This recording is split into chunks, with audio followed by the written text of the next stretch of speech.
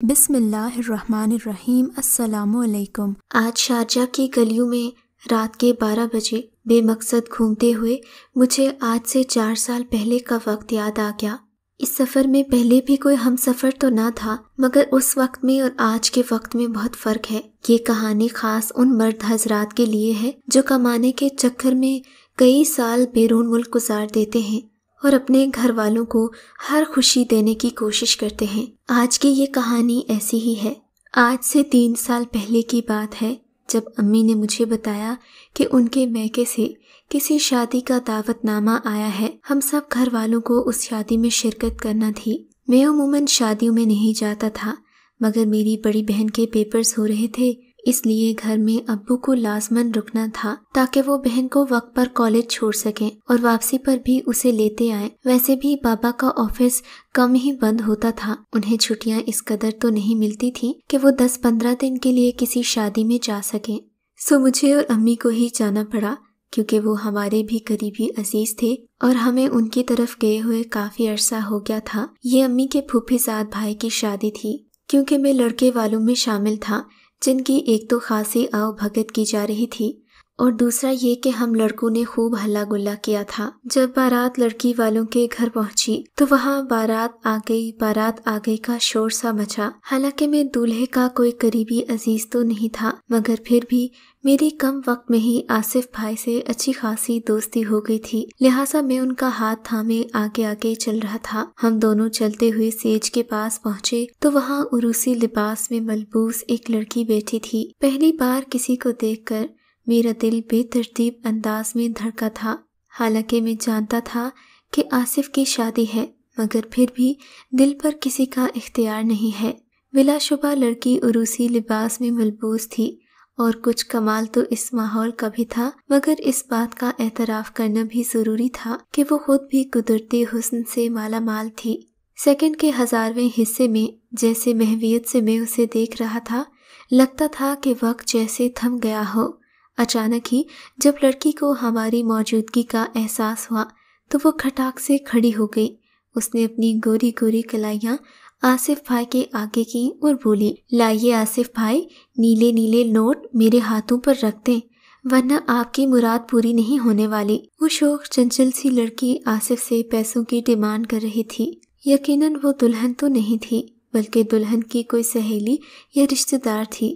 دلہن ہوتی تو اتنی بے فکری سے کھل کر باتیں نہ کرتی، مگر اس پر دلہنوں سے بھی زیادہ روپ چڑھا تھا۔ آصف ذرا سنجیدہ مزاج کا مالک تھا۔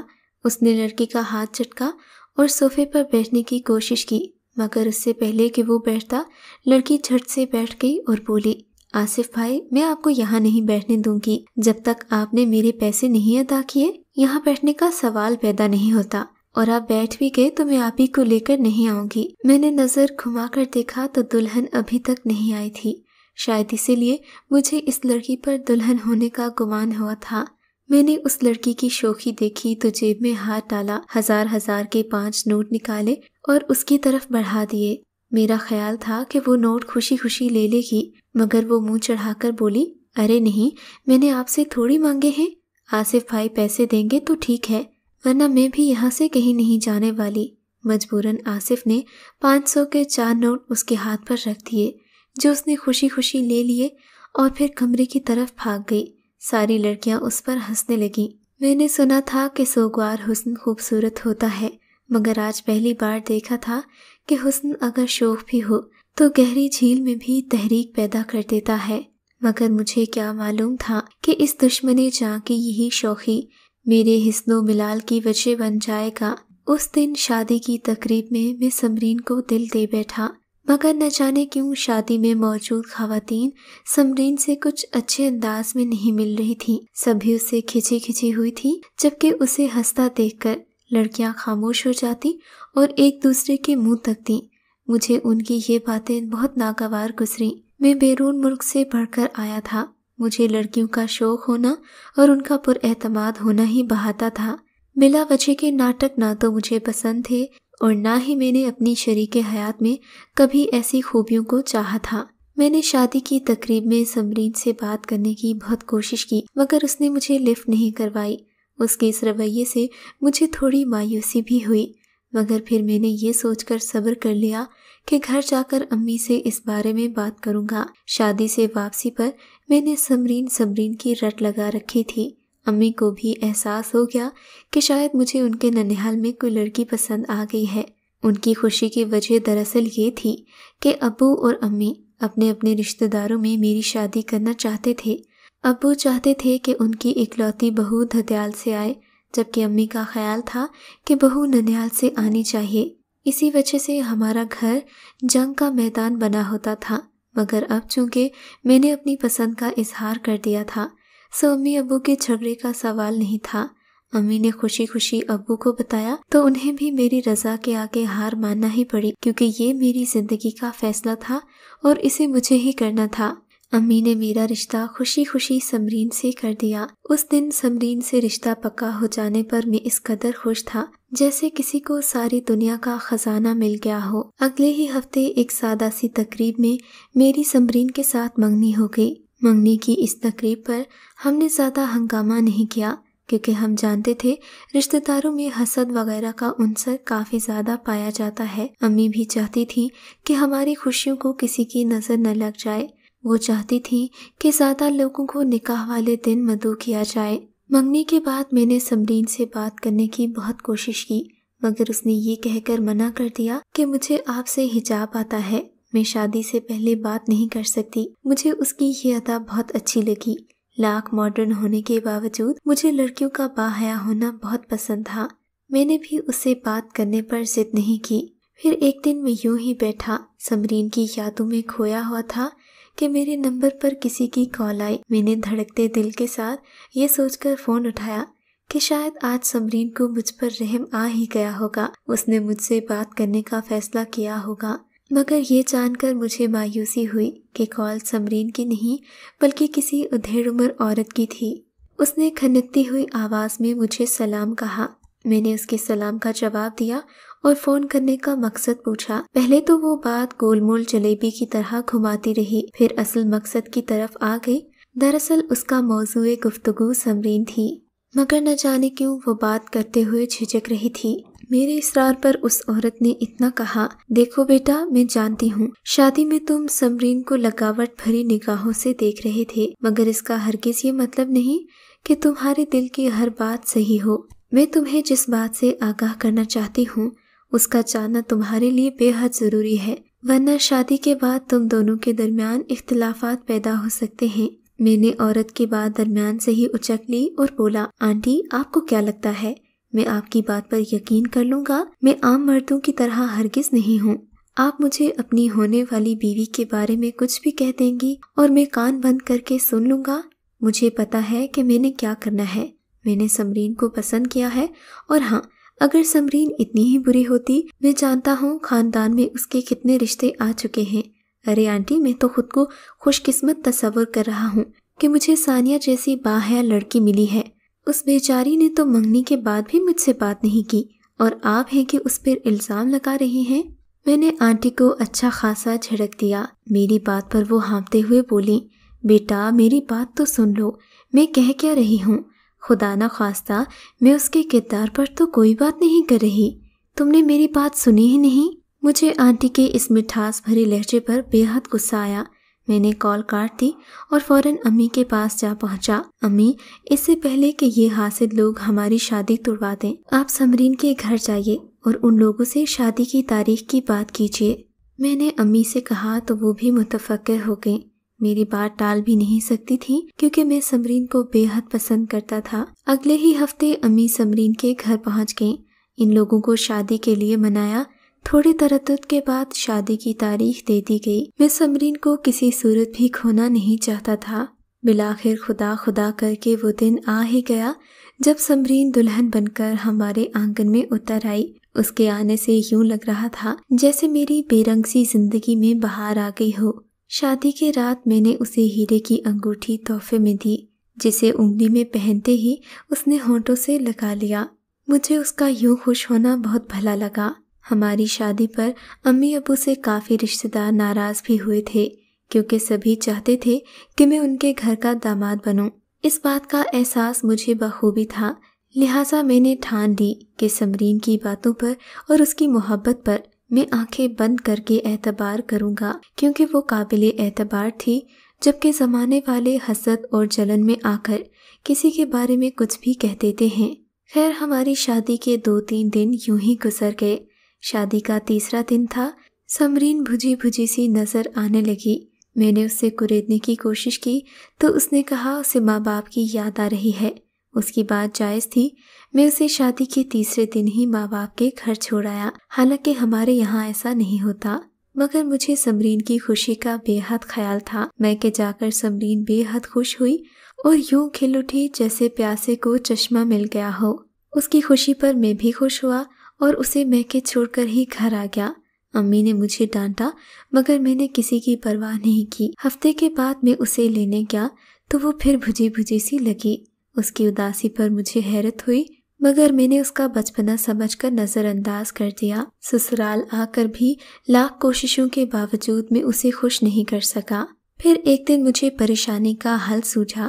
میں ایک لوکل ٹریولنگ ایجنسی کے پاس گیا، ہوٹل وغیرہ بک کروائے اور ٹکٹ لے کر گھر آ گیا۔ میں نے سوچا تھا کہ میری اس بات پر سمرین بے حد خوش ہوگی۔ میں نے سوات میں 15 دن کے لیے اپنے قیام کا بندوبست کیا تھا تاکہ ہم اپنا ہنی مون سوات کی حسین وادیوں میں گزار سکیں، مگر میری اس کوشش پر بھی سمرین خوش نہیں ہوئی۔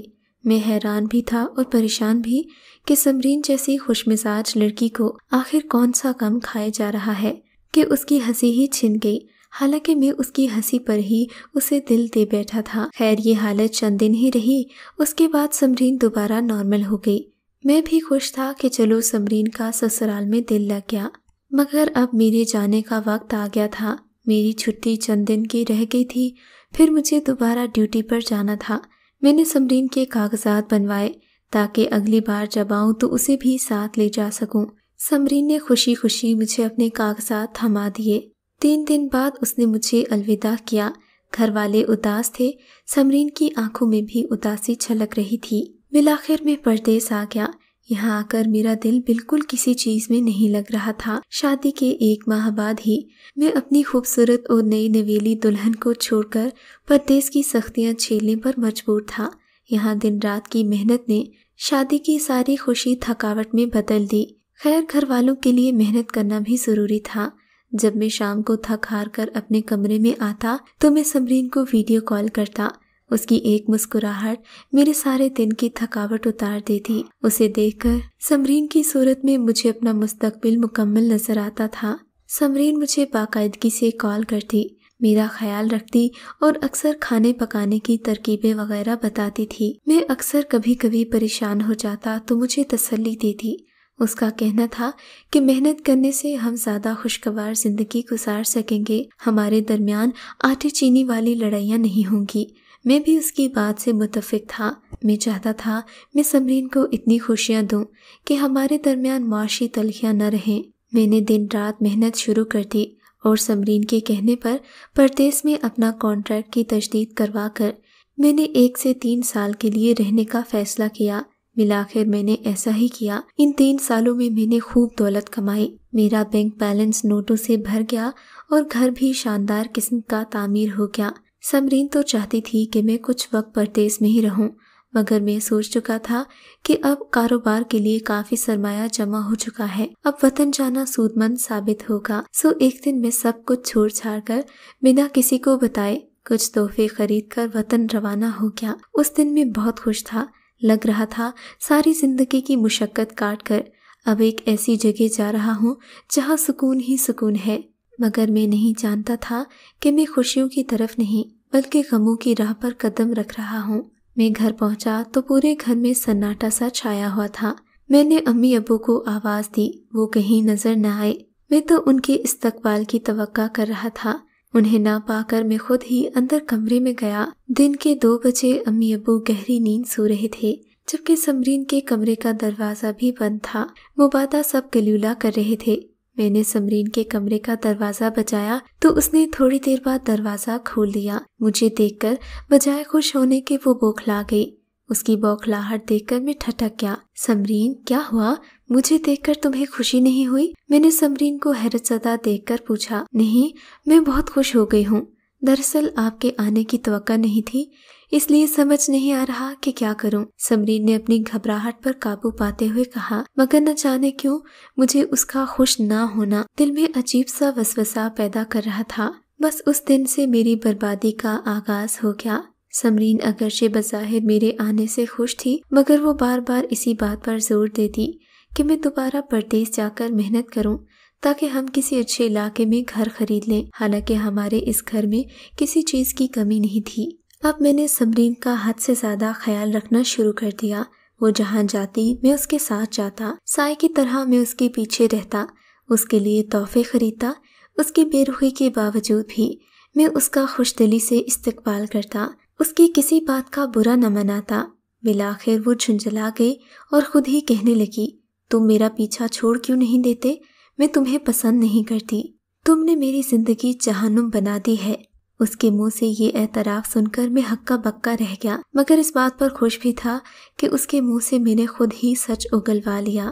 آخر کار اس نے جو انکشاف کیا میرے لیے وہ کسی دھماکے سے کم نہیں تھا۔ شادی سے پہلے وہ میرے دوست آصف کو ہی پسند کرتی تھی، مگر اس کی شادی ہو جانے پر اس نے خود کو قابو کر لیا۔ پہلے جو وہ سنجیدہ رہتی تھی اب ہنسنے مسکرانے لگی تھی، تاکہ آصف جس کی شادی اس کی بڑی بہن سے ہو گئی تھی اس کے شکستہ لہجے کو دیکھ کر اپنی فتح یا محبت کا جشن نہ منائے۔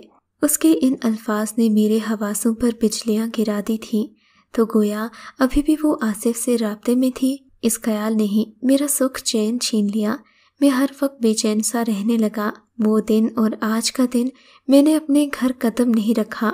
مجھے نہیں معلوم کہ اس نے میرے جانے کے بعد کیا کیا۔ اب میں گھر فون کرنے سے بھی گھبراتا ہوں۔